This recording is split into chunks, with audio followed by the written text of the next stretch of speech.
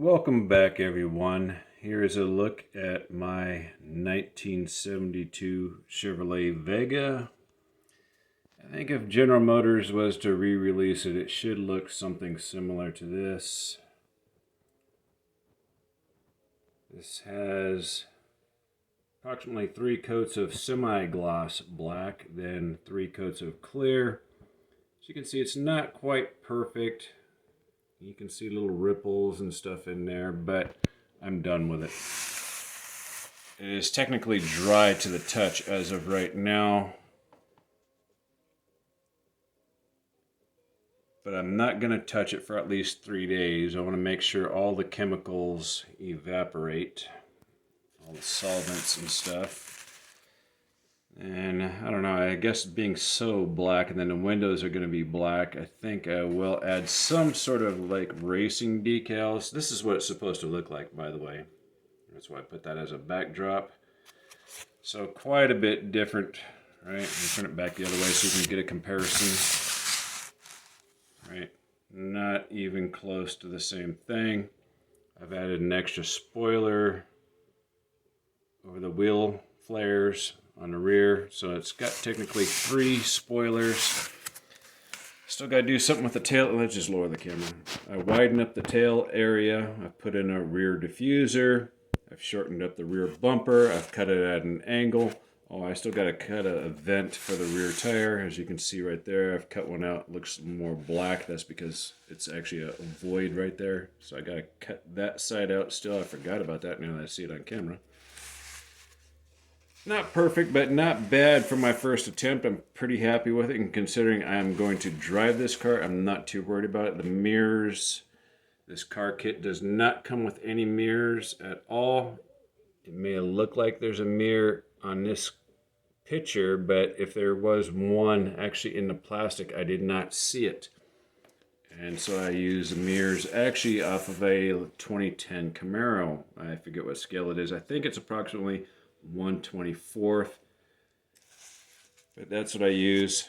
Custom made front spoiler or diffuser there. What the hell, like, I'm drawing a blank on it, but anyway, I cut and shaved the bumper on the front, cut and shaved the bumper on the rear, widen the wheel arches, and then the doors were cut approximately somewhere about 3/8 of an inch up. This side was cut, left in its same position, and moved over there to that side. This side here was cut off, moved over to this side. Although it's hard to tell that now, that's what gives it its totally different look in that area there. But there's a look so far. Yeah, I've been having some crazy shit going on in my life, and I'm still not done with it. And so I just figured I'd give you an update on the Vega.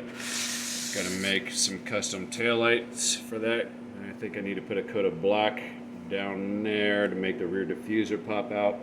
Why am I drawing a blank on the front piece here? I'm drawing a blank on the splitter, the front splitter. There we go. Again, you can see some imperfections in the body work, but I got tired of sanding it, filling it, sanding it, filling it. I'm done with it. I've spent more than enough time on this thing, and it's actually, this paint, at least as far as the shininess and the optical clarity, I'm actually impressed it turned out this good. Usually Peyton and I, we do not get along at all. We're not friends at all. So now, after this, I'm going to start working on the chassis. I've already got it mimicked up or mocked up.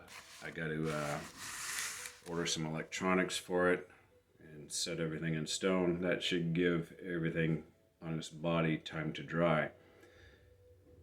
So would you ever guess that was a 1972 Chevrolet Vega? Probably not. I don't know. But I think adding some of these decals on here will help bring out more of the curves so you can see them easier. And the camera doesn't do it justice. You know, the human eye is always better than the camera. Always better. But I really like that front view of that ram air hood. Just freaking cool. That ram air hood, I like it a lot. Anyway, get inspired, get creative, man. Don't, I mean, it's a model car. Do something like this. I mean, don't be afraid. Just try it. Try something new. This is my first time customizing a body. My very first time. And each time you do it, you'll get better at it. Well, I didn't customize it. I didn't make a body for my Red Cat Racing short course truck turned into a crawler from scratch, from foam board to fiberglass, and then a finished product. But again, that was a learning experience. But to make a modified body, you may not be perfect like you see here for the very first time, but just take your time, be patient, get inspiration from wherever it comes from you. You might be watching TV one day and that inspiration just comes to you like a light bulb. And just remember that and write it down or talk to yourself in the phone. Hey, I was thinking about doing this and this and this, whatever it is. Remember what it is that struck you, that turned on that light bulb to make it happen, and then come back to it the next day. And if you get frustrated, you get tired of it, put the motherfucker away. Go do something else. Go work on something else. I have not been 100% dedicated to this. I just work on this stuff during my spare time, and that is it. I'm never in any kind of hurry to do any of this stuff. I just do it when I have time to do it. And in that, I hope you guys learned something and have a good day. And see you next year.